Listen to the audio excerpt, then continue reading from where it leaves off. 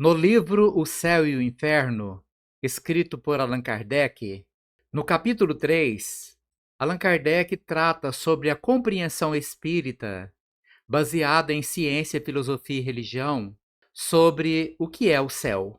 Em geral, a palavra céu designa o espaço indefinido que circunda a Terra, e mais particularmente a parte que está acima do nosso horizonte.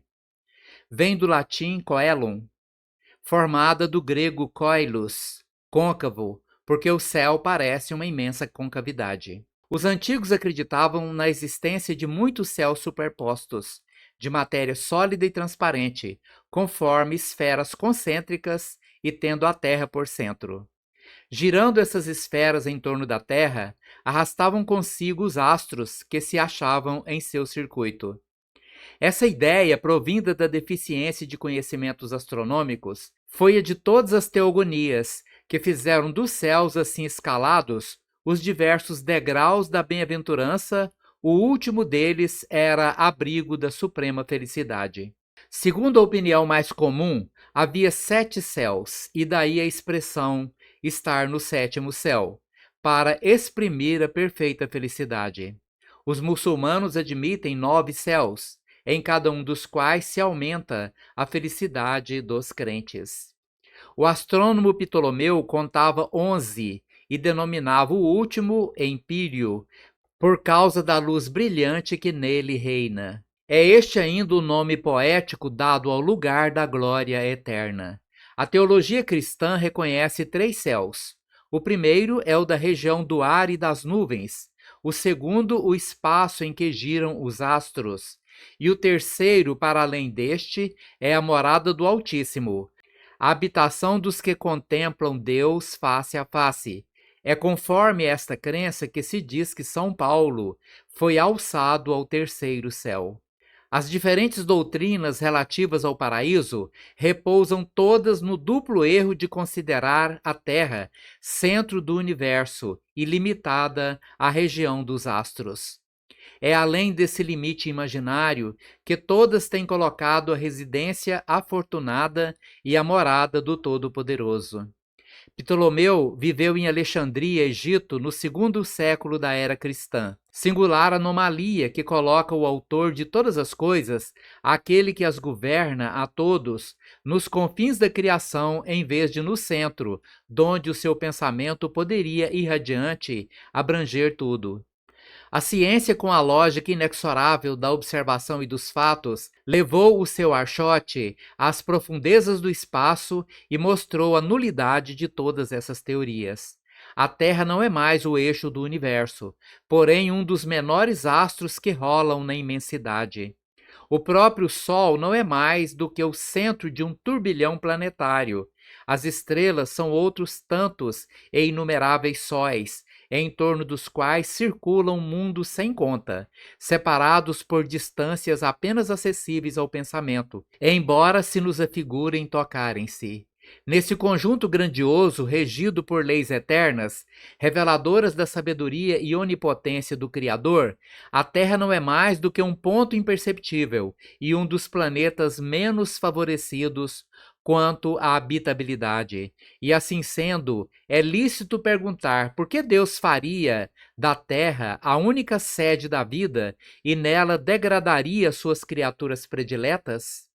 Mas, ao contrário, tudo anuncia a vida por toda parte, e a humanidade é infinita como o universo. Revelando-nos a ciência mundos semelhantes ao nosso, Deus não podia tê-los criado sem intuito, antes deve tê-los povoado de seres capazes de os governar. As ideias do homem estão na razão do que ele sabe. Como todas as descobertas importantes, a da constituição dos mundos deveria imprimir-lhes outro curso. Sob a influência desses conhecimentos novos, as crenças se modificaram. O céu foi deslocado e a região estelar, sendo ilimitada, não mais lhe pode servir. Onde está ele, pois? E ante esta questão emudecem todas as religiões. O Espiritismo vem resolvê-las, demonstrando o verdadeiro destino do homem. tomando-se por base a natureza deste último e os atributos divinos, chega-se a uma conclusão. Isto quer dizer que, partindo do conhecido, atinge-se o desconhecido por uma dedução lógica, sem falar das observações diretas que o Espiritismo faculta. Assim, meus prezados amigos e amigas, os antigos acreditavam na existência de muitos céus superpostos, feitos de matéria sólida e transparente, formando esferas concêntricas com a Terra no centro. Essas esferas giravam em torno da Terra, carregando consigo os astros. Essa ideia, fruto da falta de conhecimento astronômico, foi comum em várias teogonias, que viam estes céus escalonados como degraus de bem-aventuranças. O último desses céus era considerado o abrigo da suprema felicidade. A expressão estar no sétimo céu vem da crença de que havia 7 céus representando a perfeita felicidade. Os muçulmanos acreditam em 9 céus, cada um aumentando a felicidade dos crentes. O astrônomo Ptolomeu contava 11 céus, chamado o último de Empírio, devido à luz brilhante que nele reina. A teologia cristã reconhece 3 céus. O primeiro céu, a região do ar e das nuvens. O segundo céu, o espaço onde giram os astros. O terceiro céu, além do segundo, é a morada do Altíssimo e dos que o contemplam face a face. São Paulo foi alçado ao terceiro céu conforme essa crença. As doutrinas tradicionais sobre o paraíso baseiam-se em 2 erros fundamentais: considerar a Terra como centro do universo e limitar a região dos astros. Ptolomeu, que viveu em Alexandria no 2º século da era cristã, colocou o Criador nos confins da criação, em vez de no centro, de onde seu pensamento poderia abranger a tudo. A ciência, através da observação e dos fatos, desmentiu todas essas teorias. A Terra não é o eixo do universo, mas um dos menores astros na imensidão. O Sol é apenas o centro de um turbilhão planetário. As estrelas são inumeráveis sóis, cada um com seus próprios mundos separados por vastas distâncias. Nesse contexto grandioso, a Terra é um ponto imperceptível e um dos planetas menos favorecidos quanto à habitabilidade. Isso levanta a questão: por que Deus faria da Terra a única sede da vida? Ao contrário, tudo indica que a vida existe em toda parte e a humanidade é infinita como o universo.